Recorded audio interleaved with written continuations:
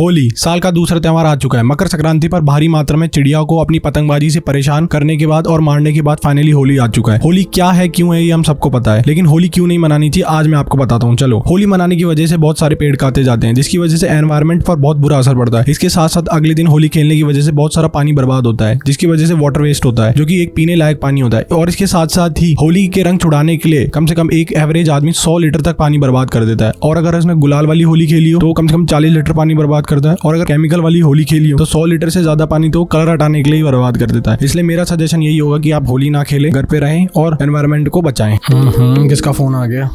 हाँ भाई, हाँ फटाके रखे हुए हैं ना? अरे लाए तो थे क्रिसमस और न्यू ईयर पे। हाँ उसी के बचे हुए हैं। अरे दिवाली पे होता है पटाखे छुड़ाने से पॉल्यूशन, क्रिसमस पे दौड़ना होता है। हाँ आजा आजा, छुड़ाएंगे रात को, आजा।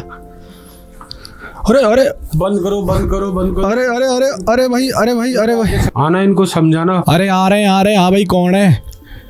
हाँ जी, नमस्ते नमस्ते, जय श्री राम, भारत माता की जय। चश्मा हटा दूं?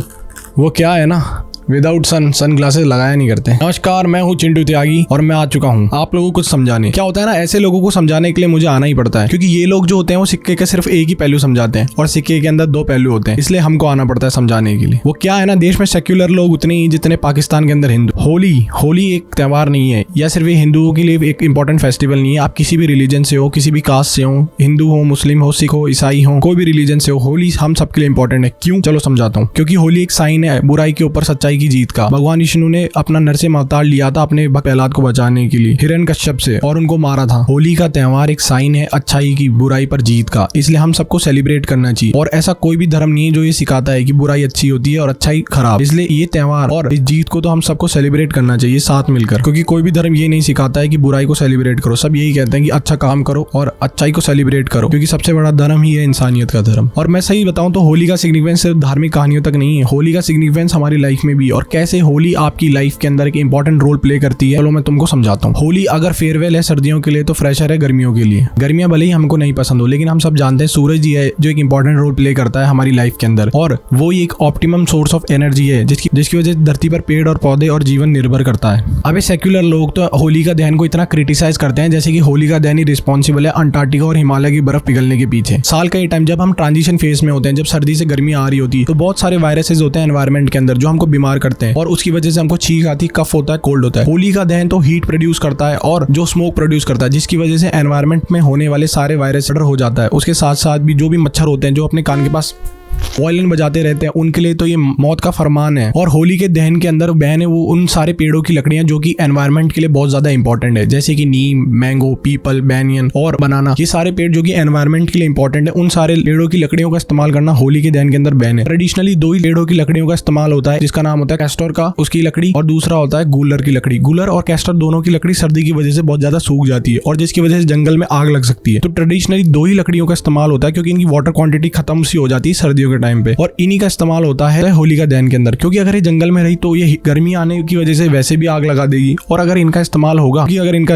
तो होली का दहन भी हो जाएगा और सारे वायरसेस, मच्छर भी मारे जाएंगे, जंगल भी सेफ रह जाएगा। पूरा जंगल जले, इससे तो बेहतर ही है ना होली का दहन में कुछ लकड़ी को इस्तेमाल कर लिया जाए। आपको तो याद ही होगा कि जंगल की आग कितनी खतरनाक होती है। ऑस्ट्रेलिया के अंदर 2020 के अंदर जो आग लगी थी, आप लोगों ने गौर भी किया होगा कि होली का दहन में सिर्फ लकड़ियों का इस्तेमाल नहीं होता। होली का दहन में लकड़ी रखते हैं, उसके चारों अगर वो फांस की जो बल्ली लगाई जाती है बहुत सारी बड़ी बड़ी, वो जो होती है वो बैडलैंड्स पे उगती है, मेजरली खेतों के आसपास जो साइड का एरिया होता है, या ऐसी जगह जहाँ पे खेती नहीं होती है। अब अगर हमारे किसान भाई उनको काट के बेच के होली का दहन के टाइम पे पैसे कमाते हैं, तो इसमें क्या बुराई है? वो इतनी जल्दी आग पकड़ती है कि अगर वो गर्मी के टाइम वो वैसे भी आग पकड़ लेगी, क्योंकि वो बारिश के दिनों के अंदर उग जाती है और गर्मी आते आते सूख जाती है। इसलिए उनको गाँव वाले काट के और शहर में बेच देते हैं, या जहाँ पे भी होली का दहन होता है, जिसकी वजह से वो वहाँ इस्तेमाल हो जाती है। गाँव में आग नहीं लगती और होली का दहन में वो भी इस्तेमाल हो जाती है, इनकम जनरेट हो जाती है गाँव वालों के लिए। और तो और होली का दहन में गोबर का इस्तेमाल भी किया जाता है। गोबर हम सबको पता है हिंदू धर्म में पवित्र माना जाता है, लेकिन वो एक ऐसा फ्यूल के रूप में तैयार किया जाता है। हमारे यहाँ तो क्या होता है कि होली का दहन जब वो जलती है तो उसके बाद कच्ची से वहां से लेके आते हैं कंडे, उसको काउडंग केक ही बोलते हैं, और उसके बाद पूरे घर में उसमें धूप डाल के घुमाते हैं, जिसकी वजह से घर के अंदर जितने मच्छर होते हैं सारे मर जाते हैं और उनका काम तमाम हो जाता है, जिसकी वजह से हम लोग बीमार नहीं होते। और ये कैपिटलिस्ट लोगों ने इतना हवा बना रखा है कि घर में ऑल आउट 60 रुपए की इतनी से इस्तेमाल करना ठीक है, लेकिन अगर नीम और होली का दहन में इस्तेमाल हुई वो धुएं से अगर मच्छर मर रहे हैं तो वो खराब है, क्योंकि ये कैपिटलिस्ट तो हमेशा चाहते हैं कि लोग ज्यादा से ज्यादा मलेरिया डेंगू से बीमार होए और हॉस्पिटल के अंदर आए, जिससे धंधा बढ़े और आमदनी हो। कुछ सेक्युलर लोग तो इतना होली पे हवा बना देते हैं कि जैसे कि 18 सेंचुरी से होने वाले जो इंडस्ट्रियलाइजेशन के पॉल्यूशन का कारण होली ही हो, और जिसकी वजह से अंटार्कटिका और हिमालय की बर्फ पिघल रही हो। और ये सेक्युलर लोग तो ऐसे पानी पानी चिल्लाते हैं होली वाले दिन कि जैसे सारा पानी दुनिया का खत्म हो जाएगा होली वाले दिन ही। अगर इन्होंने बचपन में वाटर साइकिल पढ़ी होती तो उनको समझ में आता कि पानी कितना भी इस्तेमाल करो वापस इवेपोरेट होके वापस एनवायरमेंट में ही जाना है। और अगर ये पीने का पानी भी है तो जो टैप वाटर लीक और जो पाइपलाइन लीकेज की वजह से और जो डेली लाइफ में हम लोग पानी बर्बाद करते हैं, ये उससे तो कम ही बर्बादी होगी एक दिन के अंदर। पहले उसको हैंडल कर लो, सिवाय एक दिन हैंडल करने के। और फिर यही लोग जो है बाथरूम के अंदर नहाते रहते हैं, टैप वाटर ऑन करके ब्रश करते रहते हैं, शावर लेते रहते हैं, और इसी वजह से एवरेज प्रति व्यक्ति शावर लेने वाला 45 लीटर पानी बर्बाद करता है डेली। तब समझ में नहीं आएगा कि होली के दिन, लेकिन ना रूह अंदर से जाग उठेगी कि होली वाले दिन ही पानी को बचाना है। अरे हम तो यार बाल्टी से नहाने वाले लोग हैं, 4 मग्गे डाल के हर हर गंगे बोल के नहा लेते हैं। एक दिन पानी बचाने से कुछ नहीं होगा। अपने दिल और दिमाग से पूछना कि मैं पूरे साल कितना पानी बर्बाद करता हूँ, और उस पे फोकस करना, ना कि होली को टारगेट करना कि यार होली पे पानी बर्बाद होता है इसलिए हम होली नहीं मनाएंगे। आदमी त्योहार मनाने से खुश होता है, और जिस चीज से खुशी मिलती है ना उस चीज को सेलिब्रेट करना चाहिए, भले ही वो होली हो या ईद। अब क्या है ना, आजकल लोगों को क्रिसमस मनाने में दिक्कत नहीं है, हैलोवीन मनाने में दिक्कत नहीं है, क्योंकि क्या है ना 1.3 बिलियन पाउंड जो पंपकिन खराब होता है हैलोवीन पर, न्यू ईयर पर और क्रिसमस पर जो पटाखे छुड़ाने से पॉल्यूशन होता है, वो थोड़ी ना एनवायरनमेंट को इम्पैक्ट करता है। लेकिन नहीं, अगर होली मनाई और पानी वेस्ट किया तो वो बिल्कुल देश के लिए खतरा है, ह्यूमैनिटी के लिए खतरा है। इसलिए तो कहता हूँ हिपोक्रेसी की भी सीमा होती है। ये तो वही बात हो गई कि गीता टर्नबर्ग ने किताब लिख दी क्लाइमेट चेंज के ऊपर। हिपोक्रेसी की भी सीमा होती है। देखो आपको दिखाता हूँ हिपोक्रेसी क्या होती है। भेजना रहे हो इधर से आ रही है, ये देखिए, ये नोटी टर्नबर्ग है, इन्होंने किताब लिखी है एनवायरनमेंट पर, लेकिन इनको इतना नहीं पता कि जिस किताब में इन्होंने वो सब ज्ञान दिया है वो खुद पेड़ काट के कागज से बनी है कि नहीं। अब समझाए कौन ना इन लोगों को समझ ही तो नहीं आता यार। हाइपोक्रेसी की यही तो सीमा है हमारी दुनिया में, हमारे देश में जो तोड़ दी है। लोगों को सिर्फ दिवाली होली पे पॉल्यूशन दिखाई देता है, मकर संक्रांति पे दिखाई देता है, लेकिन उनको ईद और क्रिसमस पे और न्यू ईयर पे नहीं दिखाई देता। लोगों के अंदर का एनवायरमेंटलिस्ट जाग उठता है दिवाली के टाइम, लेकिन उनको ये पता नहीं चलता कि न्यू ईयर मनाने से और क्रिसमस पर पटाखे छोड़ने से क्या होता है। लोग कहते हैं कि खाना बर्बाद मत करो क्योंकि शिव जी पे अगर दूध चढ़ेगा तो दूध खराब होगा, लेकिन हैलोवीन पर इतने सारे बेचारे पंपकिन को मार देते हैं।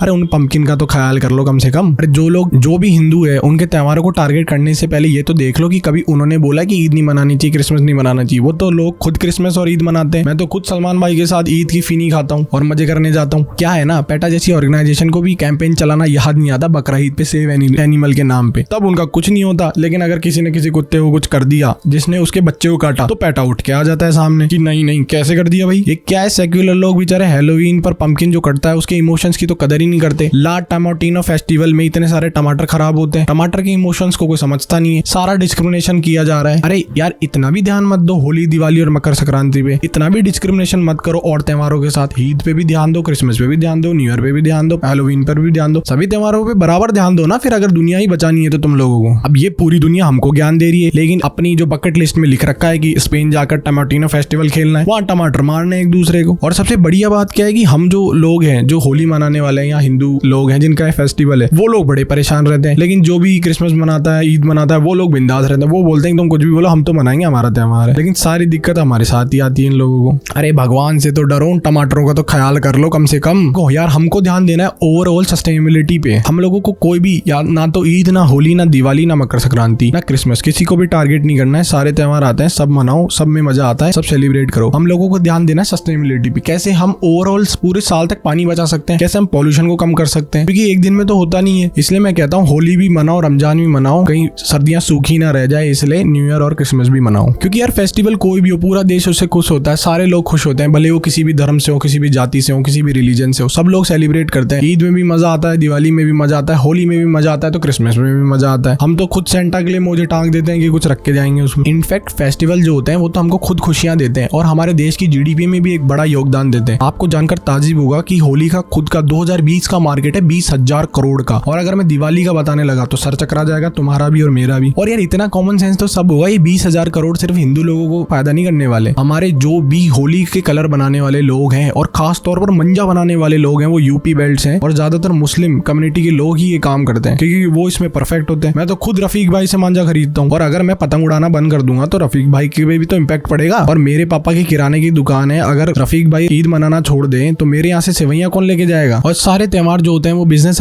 अपॉर्चुनिटीज और एम्प्लॉयमेंट अपॉर्चुनिटीज देते हैं हर कम्युनिटी के लोगों को। बाजार के अंदर पैसा आता है, मार्केट के अंदर पैसा आता है। इंडिया में वैसे मिडिल क्लास लोग हैं, त्योहारों पे तो ये लोग पैसे खर्च करते हैं, जिसकी वजह से जीडीपी बढ़ती है, मार्केट बढ़ता है, पैसा आता है, लोगों के पास पैसा खर्चने के लिए आता है। त्योहारों का एक अलग से इम्पैक्ट रहता है और खुशियां छाई रहती है हर जगह। और फिर यही पैसा डेवलपमेंट के अंदर काम आता है, जो हमारे देश के अंदर बढ़ता है। और कितनी सारी इंडस्ट्रीज है यार, कितना एम्प्लॉयमेंट है। ज्यादातर जो भी हिंदू फेस्टिवल होते हैं कलर बनाने के और ये पतंगबाजी के, ये तो मुस्लिम कम्युनिटी ने होल्ड करके रख रखे हैं। ये लोग ही परफेक्ट है बनाने के अंदर। मांझा हो या कलर, मैं कहता हूँ सारे फेस्टिवल मनाओ, होली भी मनाओ, ईद भी मनाओ, क्रिसमस भी मनाओ, मजे काटो, मौज काटो, खुशियां दो। ओवरऑल पे ध्यान दो कि कैसे हम लोग देश को बचा सकते हैं, कैसे हम पेड़ों की कटिंग बचा सकते हैं, कैसे ये जो किताबें बनती है एक साल हर साल दूसरे साल चेंज होती रहती है, ये इनसे पेड़ों की कितनी कटिंग होती है। पब्लिकेशंस को रोको कि यार सस्टेनेबल तरीके से सिलेबस चले स्कूलों के अंदर, जिसकी वजह से हर साल पेड़ नहीं कटे और किताबें नहीं छपे। इसलिए तो कहता हूँ ईद हो या दिवाली, रमजान हो या होली, सारे फेस्टिवल मनाओ और मौज काटो। क्योंकि क्या है ना, किसी ने कहा है कि सिक्के के दो पहलू होते हैं, एक नहीं।